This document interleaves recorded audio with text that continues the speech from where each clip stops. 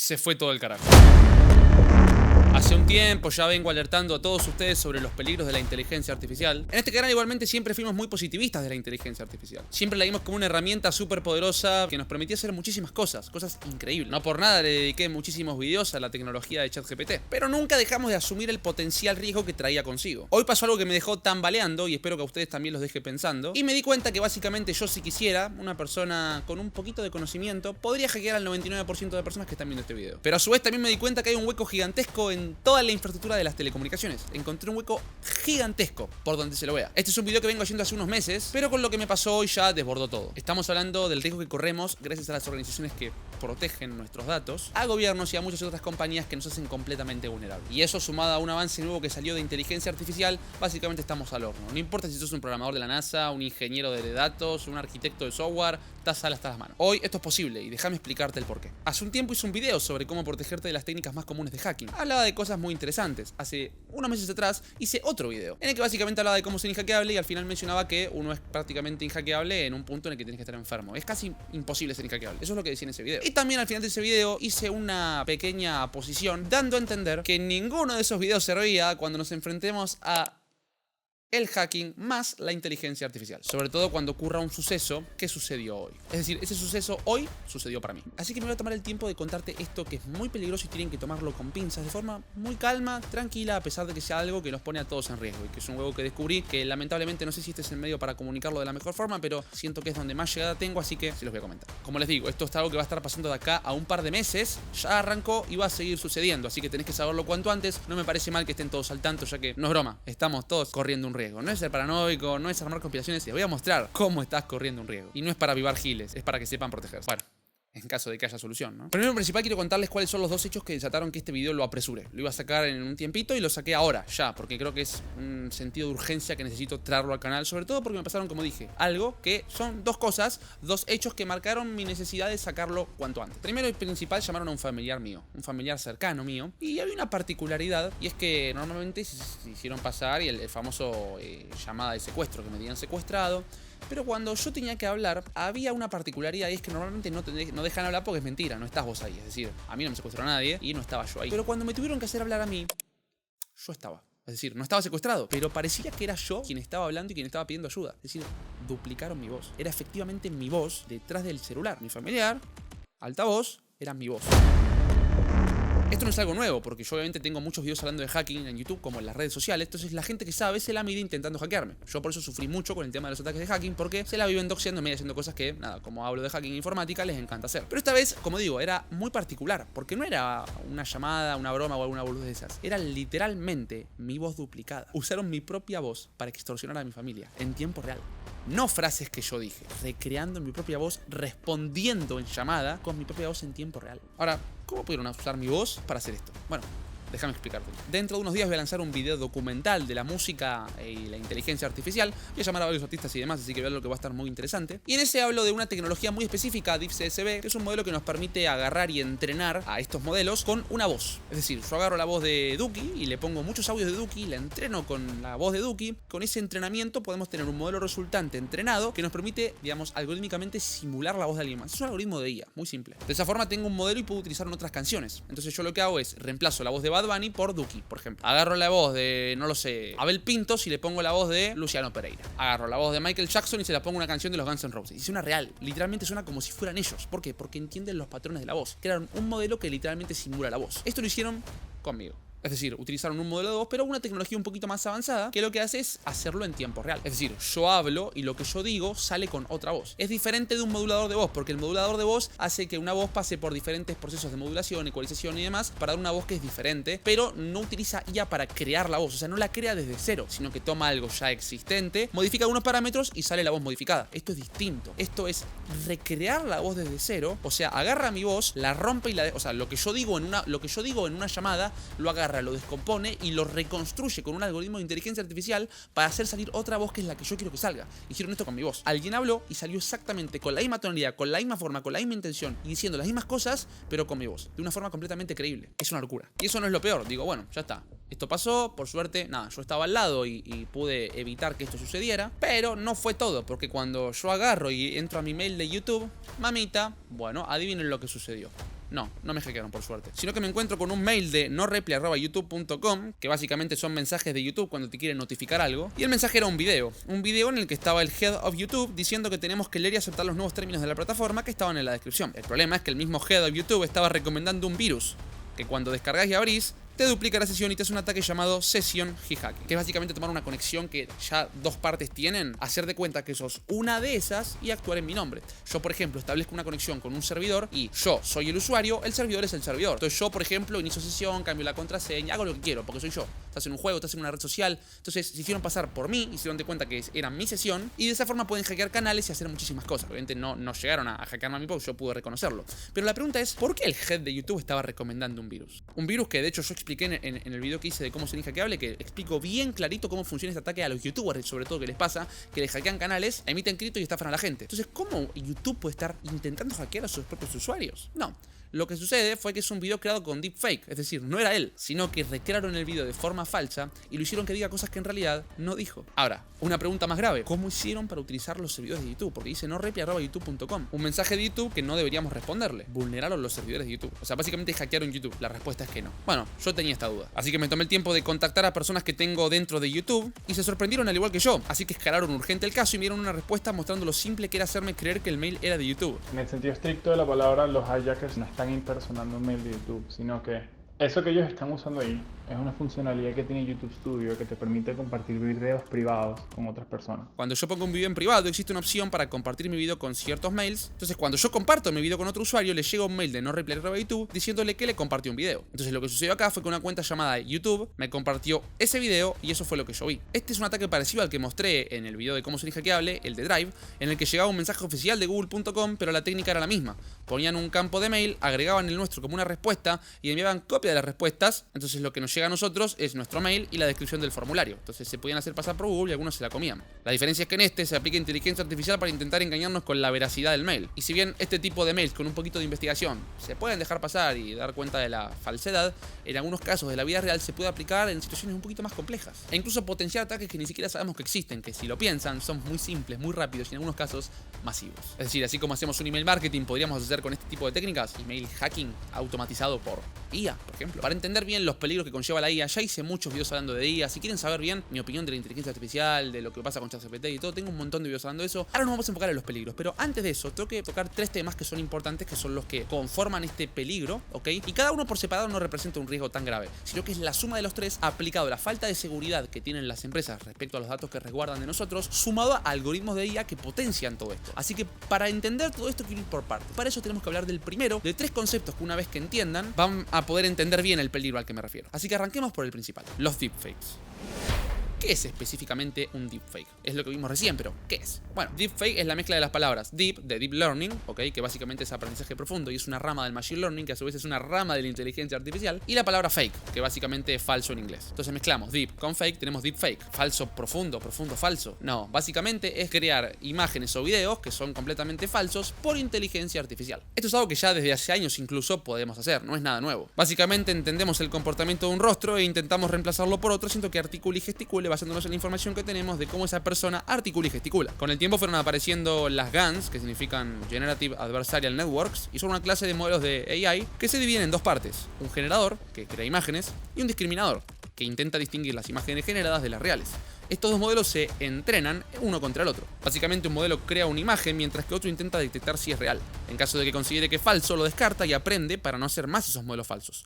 Y en caso de que detecte que sea real, pasa el filtro y se etiqueta como real, para que le demos a entender al modelo que tiene que hacer más como ese. Lo que mejora la calidad de las imágenes generadas hasta el punto de que pueden ser indistinguibles de las reales. Pueden ser tan realistas que pueden engañar a nuestros ojos y oídos en algunos casos, logrando que pensemos que estamos viendo o escuchando a una persona del mundo real, cuando en realidad estamos viendo una simulación creada por una máquina. Este nivel de realismo es precisamente el que hace que nos preocupemos y que nos hagamos preguntas acerca de la seguridad de nuestros datos, acerca de la integridad de la información que manejamos, acerca del uso que se le va a dar a esta tecnología y varias cosas más. Imaginen un escenario donde un deepfake de un líder político le declare la guerra a otro país, o un deepfake de un CEO de una empresa gigantesca que anuncie la bancarrota. El pánico y la confusión pueden ser gigantes y las consecuencias pueden ser reales. O peor todavía, el punto en el que no sepamos distinguir lo que es real de lo que es falso. Un ejemplo es que un video se ponga como una prueba en un juicio y sin embargo sea un video creado por inteligencia artificial y no haya forma alguna de que un juez o ningún experto informático pueda decir esto está creado con IA, porque no hay forma. ¿Qué pasaría en este caso?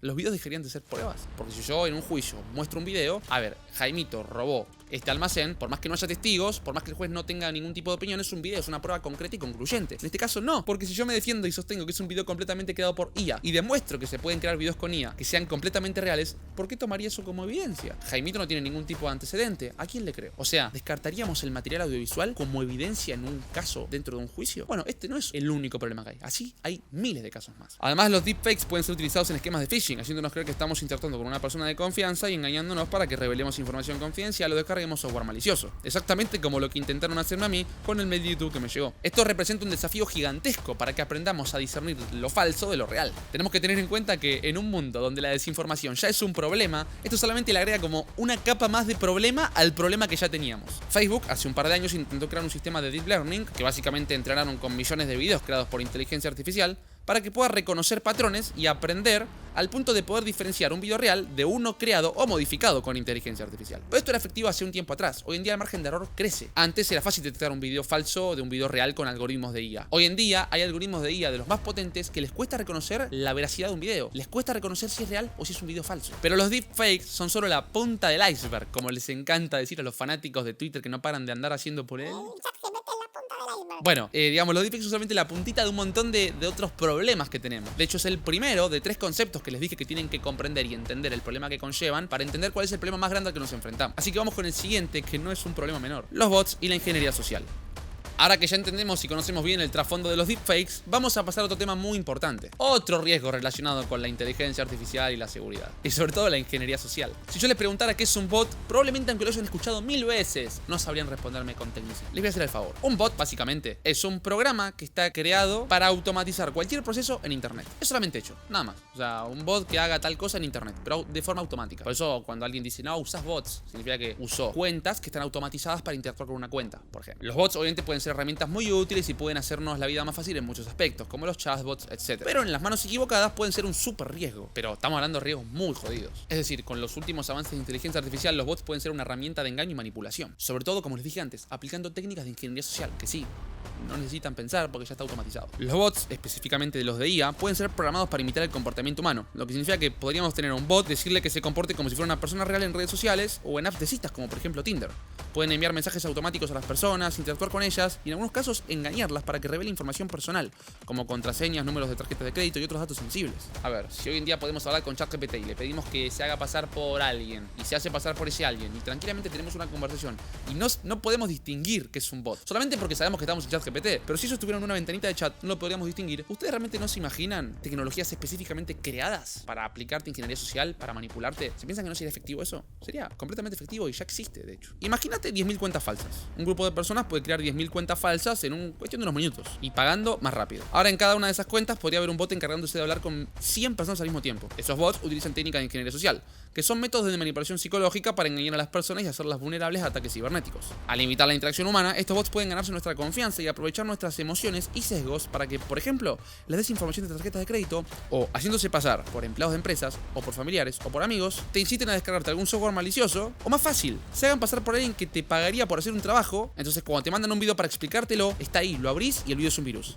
Y muchas más, estas son solamente una de los 30 miles de ejemplos que tenemos para darles. Yo entiendo que ustedes dicen que muchos no caerían, pero según los resultados del torneo de Phishing Gone de 2022, el de Terranova Security, aproximadamente el 7% de todos los empleados son propensos en hacer clic en algún enlace que contenga algún virus, fruto o producto del phishing. O sea, el 7% de los empleados cae en el phishing a la hora de darle clic. No sabemos cuántos llevan a cabo la acción y cuántos son hackeados, pero podríamos estimar un número bajo, que es del 10%. O sea que si 10.000 bots hablan con 100 personas al mismo tiempo, tenemos 1 millón de personas. El 7% son 70.000. Si solo el 10% cae, uno de cada 10 cae, estamos hablando de que 7.000 personas fueron hackeadas. Están atacando a 7.000 personas. Información de tarjetas de banco, cuentas, correos, todo lo que se imaginen. Todo está ahí. Los más graves se los puede extorsionar. Hay muchas cosas que se puede hacer. Ahora imagínense que cada víctima se le roba la tarjeta de crédito o se le roba algo, alguna fuente donde puedan tener $130, por ejemplo. Estoy hablando de un promedio de $130. Hay gente que tendrá 1.000, gente que tendrá 50, gente que tendrá 10, pero hoy en día $130, o sea, si apuntamos a un buen público de Europa, Estados Unidos o lo que sea, no es tan complicado que una persona tenga $130 en la cuenta. Estoy hablando de un promedio. Normalmente tendrían más, mucho más. De hecho, muchas cuentas de Estados Unidos no te dejan ni abrirlas si les pones menos de $1.000, $2.000. Entonces estamos haciendo que el promedio sea muy bajo, casi que irreal, les diría. Pero bueno, compensamos la falta de información que tenemos respecto al porcentaje de personas que caerían en la estafa.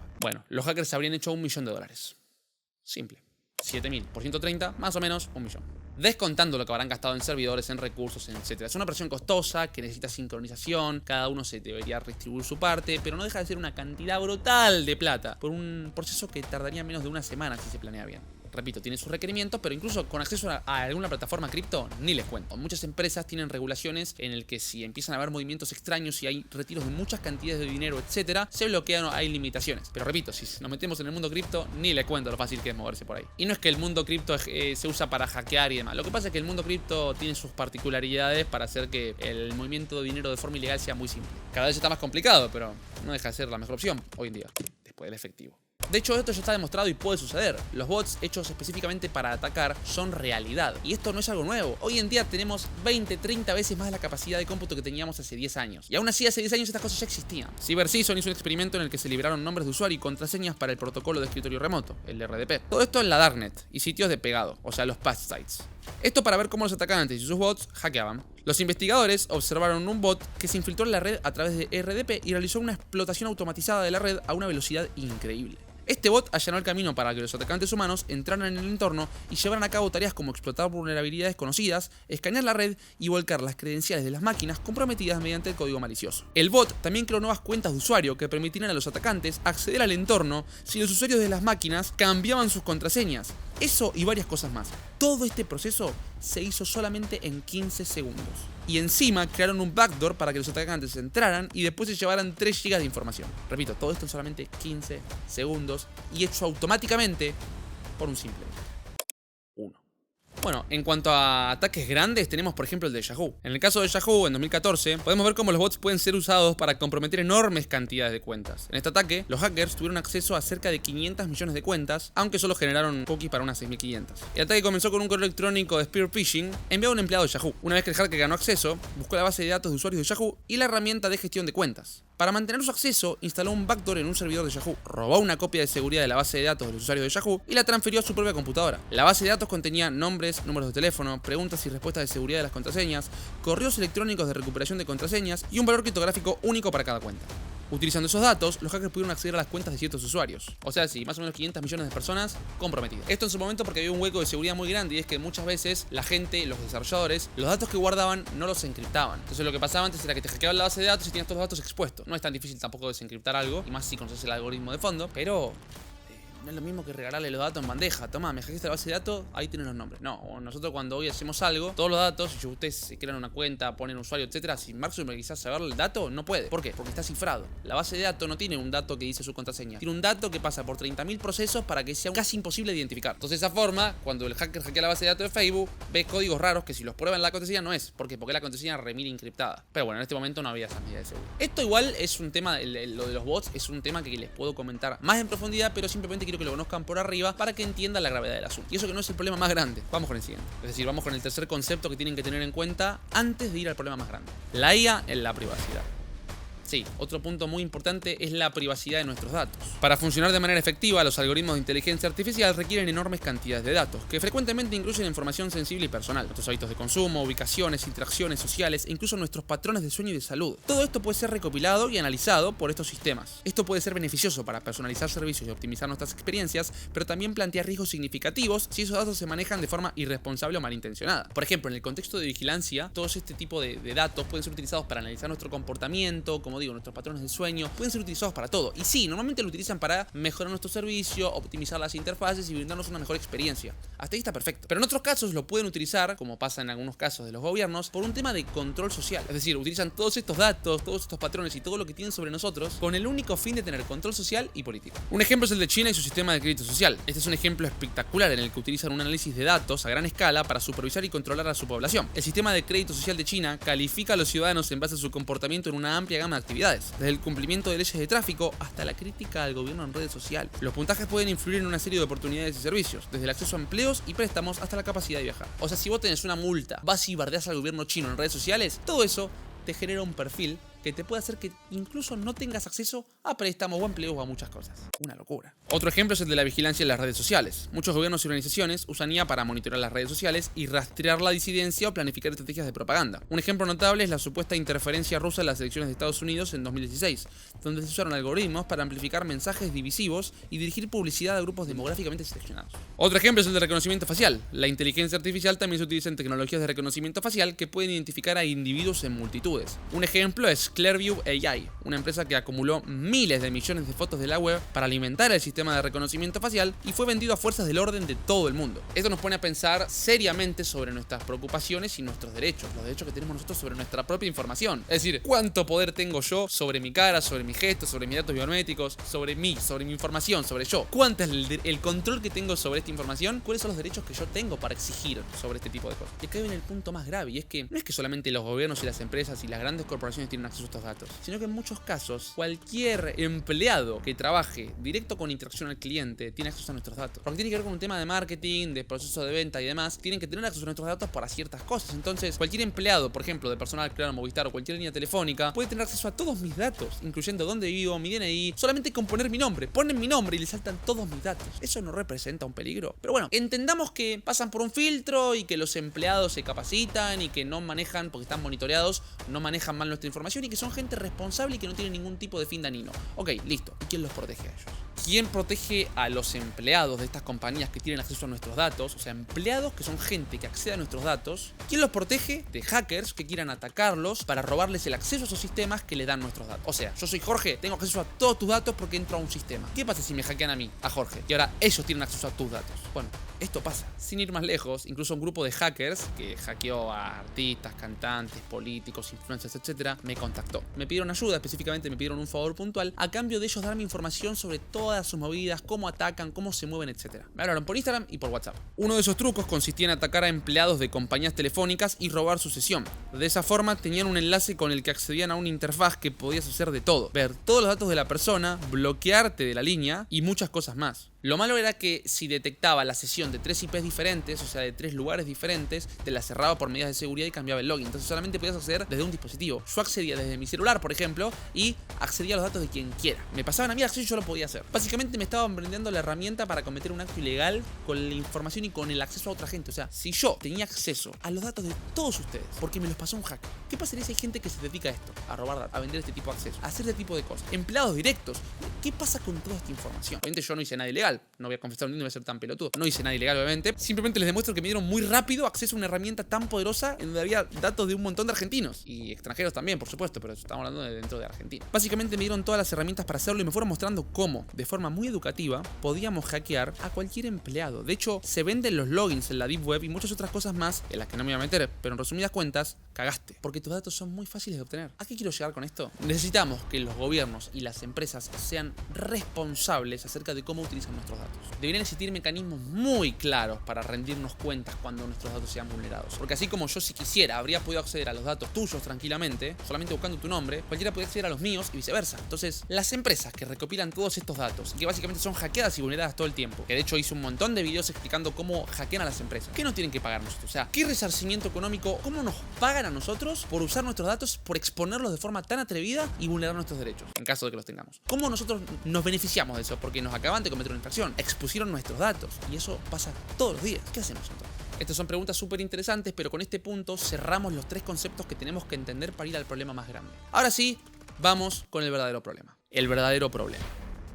Para comenzar, ya entendemos que el principal peligro son, por ejemplo, qué pasa cuando no podemos identificar un video como real o falso. Los videos pierden toda credibilidad. Antes estábamos en una etapa en la que no había forma de demostrar nada. Si yo me quería comunicar con una persona, tenía que enviarle una carta, la llevaba el cartero y la hacía llegar y esa persona me respondía. Hoy con WhatsApp nos comunicamos muy fácil y muy rápido, o con un llamado. Antes, si yo quería demostrar algo, no me creía nadie. Contaba historias de terror, contaba esto. Hoy con un video tengo una prueba y ya lo puedo demostrar. O bueno, eso era lo que creíamos. Hoy en día ya no podemos confiar en nada. Antes no había forma de demostrar un montón de cosas. Con los videos empezaron a haber formas de demostrarlas. Y ahora nuevamente se cortó. O sea, el lapso temporal que duró no poder demostrar nada fue altísimo. Y el lapso temporal que duró demostrar muchas cosas fue muy cortito. Porque ahora los videos no son prueba concluyente de nada. Porque un video podría estar completamente alterado y modificado con inteligencia artificial. Y esto es real. Y sería tranquilamente indetectable. Y cada vez va a ser más indetectable. Y ya es un hecho, ya está pasando. Además, los deepfakes no solamente se limitan a videos, también se limitan a voces, como les comenté anteriormente. Esto crea otra rama de problemáticas. Los estafadores, por ejemplo, pueden utilizar esta tecnología, ¿ok?, para hacerse pasar por empleados o por jefes de empleados y hacer que hagan acciones que no deberían hacer. Por ejemplo, que revele información sensible o que realice transacciones que, bueno, en realidad van a parar a la cuenta de destino de una persona que se está beneficiando porque fue quien la hackeó. O por ejemplo el caso de suplantar una voz para extorsionar a alguien, como me pasó a mí. La sofisticación de este tipo de tecnologías implicaría que cada vez es más complicado identificar una voz falsa de una voz real. En este punto nos preguntamos, ¿y cómo podemos protegernos contra estos ataques? La respuesta no es fácil para nada. ¿Qué pasaría ahora si combinamos todas estas problemáticas? Si yo, por ejemplo, primero y principal, tengo acceso a un montón de datos. Datos acerca de su comportamiento, datos acerca de cómo ustedes se comportan, sus números, sus mails. Entonces yo tranquilamente ahora mismo podría agarrar a cualquiera de ustedes, mandarles un mensaje y haciéndome pasar por su mamá, por ejemplo. Su mamá a las 10 de la noche está durmiendo, pero ustedes no. Entonces a las 12 de la noche les mando un mensaje haciéndome pasar por ella. Hola, no sé qué, tuve que salir de urgencia. Es la voz de ella, tiene su foto de perfil, la misma que tenía en WhatsApp, que ustedes la pudieron ver. Entonces tiene la misma foto de WhatsApp. Tiene el número, es su voz, te está pidiendo ayuda y es su voz. Te manda una foto de ella en otro lugar, te pide plata, vos no se la vas a mandar y resulta que era un ataque falso. Fue un número que consiguió acceso a tu número y por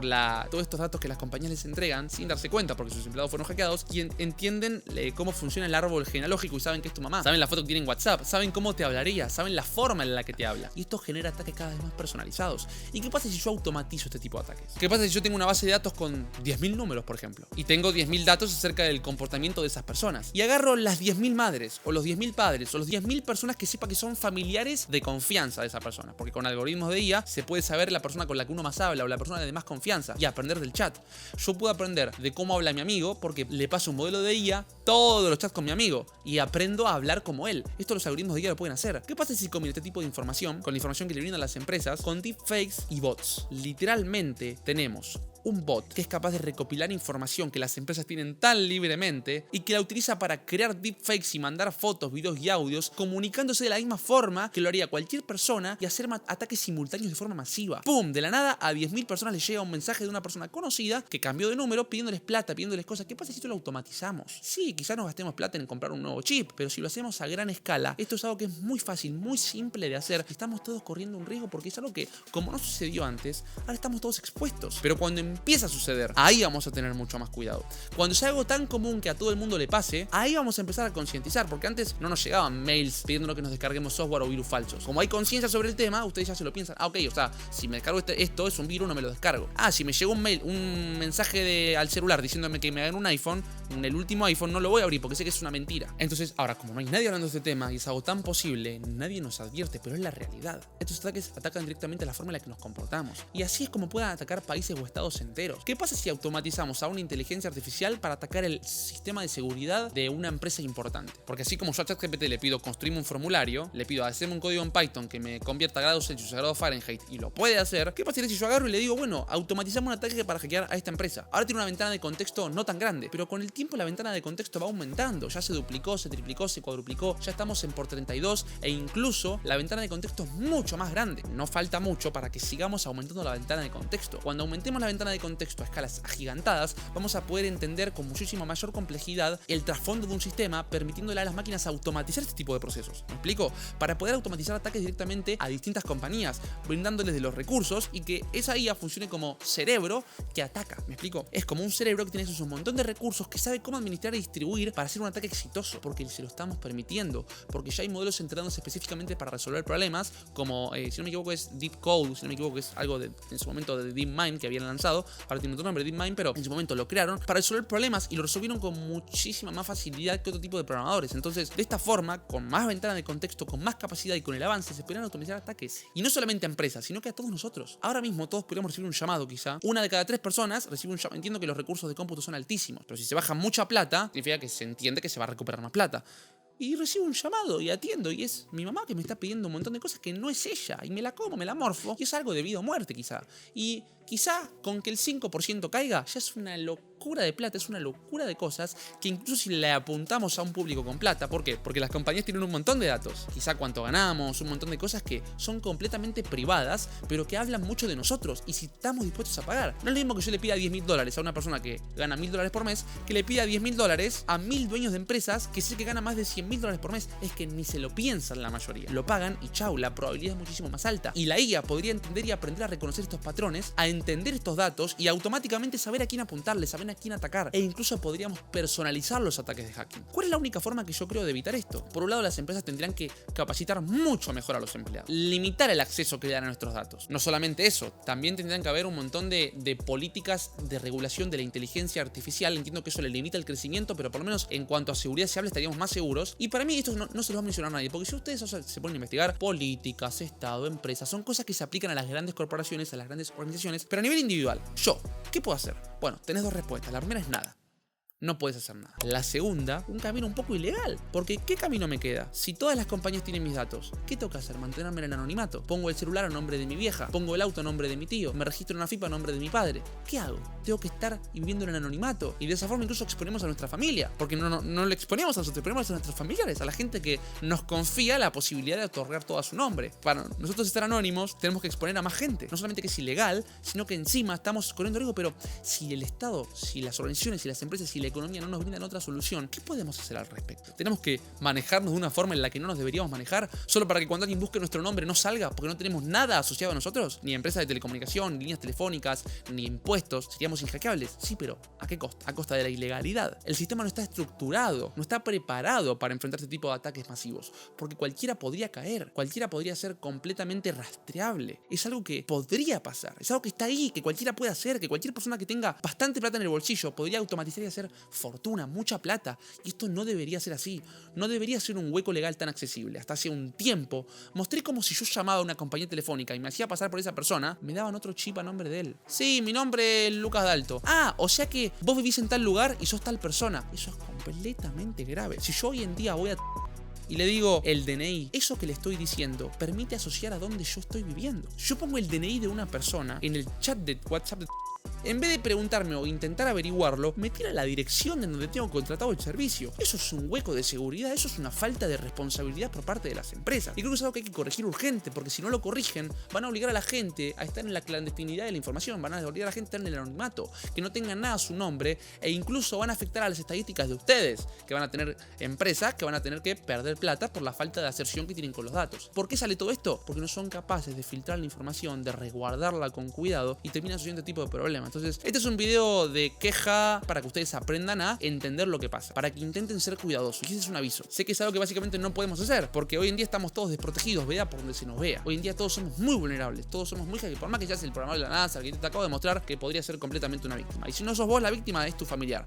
Y si hackean a tu familiar, indirectamente sos una víctima. Porque si atacan a un familiar mío para atacarme a mí, por más que no me ataquen a mí, atacaron a mi familiar. Así que técnicamente o indirectamente fui víctima. Entonces, no se crean la gran cosa si se piensan que saben mucho, porque es algo completamente jodido, es un tema muy delicado y que para mí debería ser un tema para que se debata, para que se charle, para que se maneje mejor nuestros datos y que den una respuesta, una solución. ¿De quiénes son los datos? ¿Son nuestros o de las empresas que los recopilan? ¿Qué van a hacer con la información que les doy? ¿Cómo puede ser que una persona tenga que mantenerse en el anonimato y hacer todo ilegal para no ser hackeable? ¿Cómo puede ser que una empresa tan grande como la mayoría de las que contratamos le regalen información a cualquiera que vaya al chat y les ponga nuestro documento? ¿Cómo puede ser que los empleados de estas empresas tengan acceso tan fácil? ¿Y qué va a pasar cuando estos datos estén tan regalados que se automaticen en ataques con inteligencia artificial? Que se creen deepfakes falsos, repliquen las voces y utilicen bots que apliquen ingeniería social con finalidades de manipulación. ¿Qué va a pasar cuando esto es una realidad? Porque hoy en día hasta yo podría hacerlo sin ningún tipo de problema. Y hoy, si me dedico, en 3 días lo puedo tener y puedo atacar a cualquier persona. Entonces, ¿quién nos protege? ¿Cómo nos protege? Esta es una respuesta que invito a debatir y es una respuesta bastante amplia, pero siento que es un peligro que, en pleno auge de la inteligencia artificial, tendríamos que ver y tendríamos que intentar analizar. Se hablan de soluciones como, por ejemplo, poner una firma digital o un metadatos específico a cada video o contenido que se cree para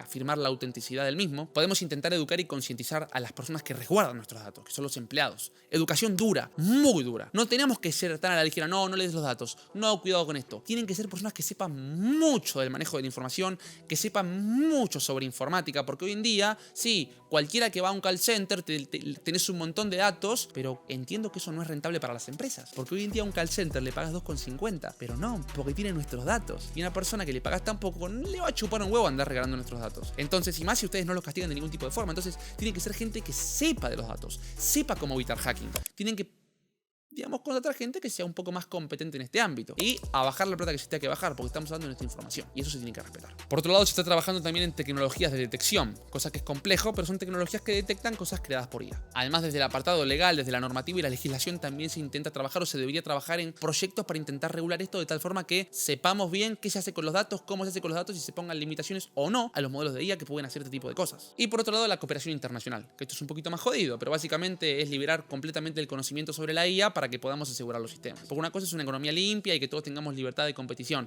Otra cosa es la falta de seguridad y que un gobierno se guarde información como lo hizo a lo largo de toda la historia. Cosa que lo veo complejo. Por eso, a nivel individual te pregunto, ¿qué vas a hacer? ¿Te vas a mantener en anonimato de forma ilegal o vas a seguir siendo vulnerable? Porque no hay muchas más opciones. La realidad es que cualquiera puede ser hackeado, incluyéndome a mí, Adalto. En fin, quiero hablar de este tema. Me gustó poder tratar este tema en el canal. Es la primera vez que hago un video de este tipo. Siempre fueron videos muy educativos y intenté que lo sea, pero es un poquito también de queja y que nos ponga a pensar. Que nos pongamos a pensar de qué puede pasar, de qué podemos hacer y si alguien tiene formas de contribuir al debate o aportar algún tipo de solución, bienvenido sea. Así que ahora sí, me gusta este tipo de contenido para dejarlos pensando y que se queden recalculando sobre un montón de cosas o problemáticas a tener en cuenta y a poder hablar, así que mi trabajo ya está hecho. Muchas gracias por escucharme, muchas gracias por prestarme su tiempo y su atención. Espero que les haya servido. No se olviden que tenemos cursitos de todo, de Python, de SQL, lo que quieran. Vayan a verlos, que son cosas súper interesantes. De hecho, en el camino de la inteligencia artificial, Python lo van a tener que ver sí o sí, SQL probablemente también, así que vayan a verlo porque son temas súper espectaculares. Son cursos completamente gratis y todos se los traigo a ustedes. Ahora sí, gente, me voy despidiendo. Muchas gracias nuevamente por su atención y atentos, porque en próximos videos probablemente hable de la IA y el empleo, un tema que muchos me pidieron. Y si van a arrancar en todo este mundo de la programación, no se olviden que no tienen que programar para solucionar problemas, sino que tienen que programar para crear soluciones. Yo soy Dalto, y si este video les pareció fuerte, ni siquiera les hablé de las armas autónomas. Tenemos unos temas para tocar. Los quiero. Bye.